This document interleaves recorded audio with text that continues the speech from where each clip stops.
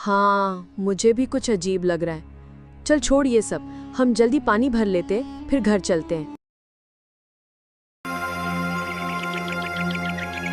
एक सुंदर सा गांव था। उसी गांव में दो पक्की सहेलियां रहती थी, कोमल और रागिनी। दोनों बचपन से हमेशा साथ रहती थी। साथ में खेलना, नदी किनारे घूमना और हर सुख दुख में एक दूसरे का साथ देना। लेकिन दोनों की जिंदगी में एक बात समान थी। कोमल के पिता और रागिनी के पिता अब इस दुनिया में नहीं थे।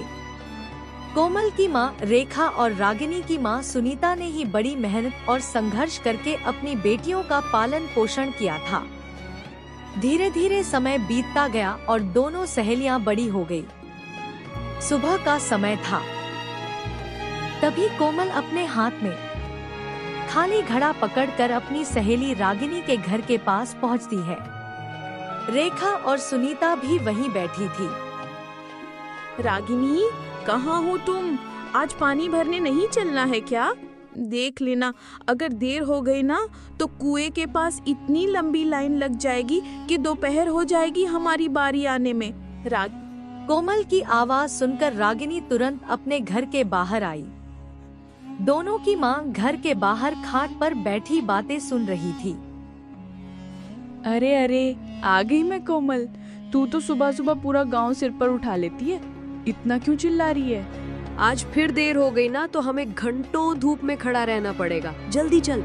अच्छा बाबा, अब गुस्सा मत कर, मैं तैयार हूँ, चल अब जल्दी चलते हैं। दोनों सहेलियां अपने अपने मटके उठाकर हंसते बातें करते हुए गांव के पुराने कुएं की तरफ जाने लगी। सुनीता बहन, अब हमारी बेटियां बड़ी हो गई हैं। मुझे तो हमेशा उनकी शादी की चिंता लगी रहती है। हाँ बहन, इनके पिता भी नहीं हैं। अब हमारी बेटियों की शादी की जिम्मेदारी हम पर ही है। इधर जैसे ही दोनों कुएं के पास पहुंची, वहां का नजारा देखकर दोनों हैरान रह गई। आज यहाँ क्या हो गया?